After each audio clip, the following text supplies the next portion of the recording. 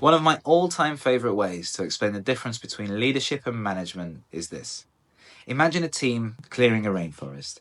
Up at the front, sweating and battling flies, wielding machetes and chainsaws, are the workers. Behind them, providing guidance, shouting encouragement, probably watching out for tigers, coordinating the groups so they don't run into each other, and keeping up the pace, are the managers. Then flying overhead in a helicopter is the leader. Suddenly, that leader looks down, grimaces, and reaches for the radio. Guys, wrong forest. Now, I can't remember where I first heard that, so unfortunately I can't credit anyone with it, but it's not mine, and while it's simplistic, it's also very accurate. One of the most important things you must do as a leader is to make sure that you're in the right forest. When you execute your strategy, the small details of how you deliver your work do make a huge difference. Perseverance and consistency are also incredibly important, so doing things right is crucial. But doing the right things is transformative. Hard work only pays off if it's applied to the right things. In fact, the Harvard Business Review have found that 70% of strategic initiatives fail, with the most common cause of failure being focus on execution without any questioning of the validity of the strategy.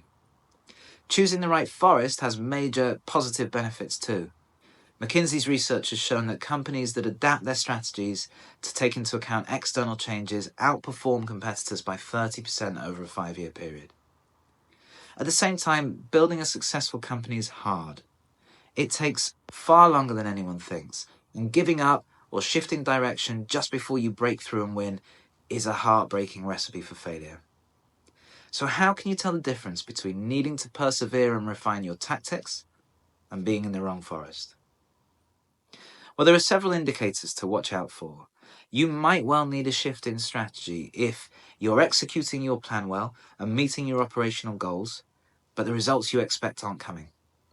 If your efforts aren't yielding fruit, it could well be time to reconsider where you're focusing.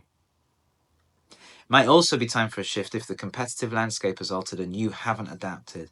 No company exists in a vacuum, and the attractiveness of your product or service is determined in relation to the other options available. So if those options change, you need to change too.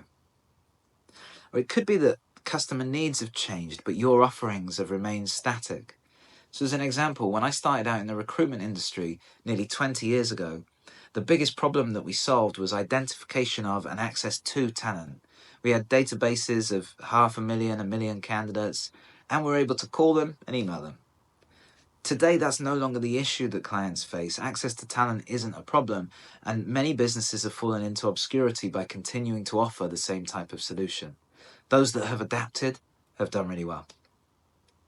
Or in some cases, the regulatory and political environment might have changed, and either you now have major barriers to delivering your solution, or the barriers have been removed and you no longer have a competitive advantage, which requires a huge shift in strategy.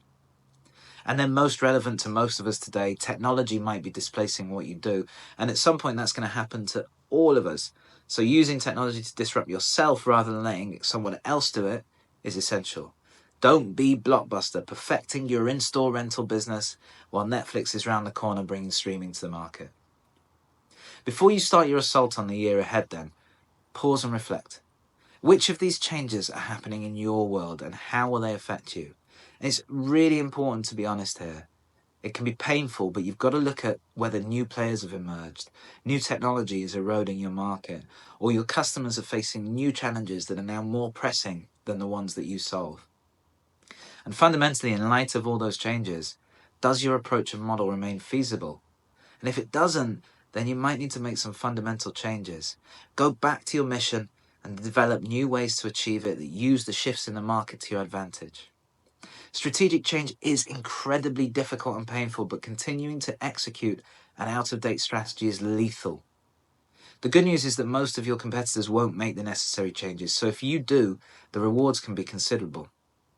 Amazon's development of AWS was worlds away from its core business, for example, but it now generates the majority of its profits. Look, the world is constantly changing, and your strategy needs to keep up. Absolutely stay consistent in your mission, but be flexible in your approach. And please, this year, make sure you're in the right forest.